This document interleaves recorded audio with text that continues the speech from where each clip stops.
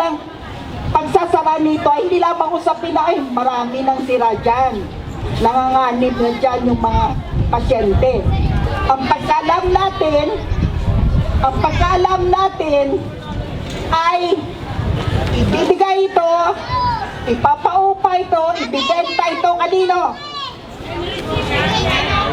Kanino?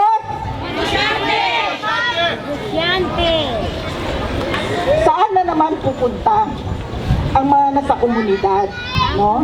Saan naman pupunta ang mga nanay na mga anak na walang pera?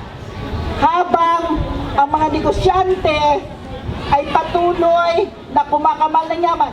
Yung aral ng ibon, ang sabi sa ilalim nitong matuwid na daan, lalong yumaman ang mayayaman. Sobrang laki ng pagyaman ng mga milyonaryo at bilyonaryo habang mahihirap, patuloy na nagtitiis sa kakarampot na sweldo at kontraktualisasyon. Kaya nga, mahalaga ito ng mamamayan mismo ang nagsasabi, ang serbisyo sa tao, huwag gawing negosyo, huwag sarhan ang Pabella Hospital, hospital ng mga nanay na mahihirap. Huwag walisin ang mga komunidad ng Maralita. Ito yung ating mga kahilingan. Sa bahagi ko, hindi ho pa naman ako bahagi ng gobyerno ngayon, no? Pero narito ako, nakikisa ako dahil tumitindig tayo para sa mamamayan.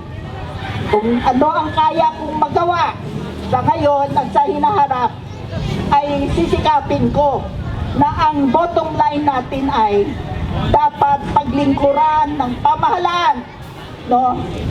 Ng bagong pamahalaan na papasok ang mamamayan. Huwag silang apihin, huwag silang pahirapan. Dahil ang pamahalang ito ngayon ni Aquino at ni Garin ay malinaw na hindi tumitindig para sa atin. Tumitindig sila para doon sa mayaman na sinasabi ninyo. Kaya pagpupugay at tuloy ang laban. Serbisyo sa tao, huwag gawing negosyo. Maganda. Wag buwagin! Dahil pinangalak kayo dito, kailangan proteksyonan natin ang Pabella na hindi matanggal dito sapagkat yan ang unang niyong tahanan. Diba?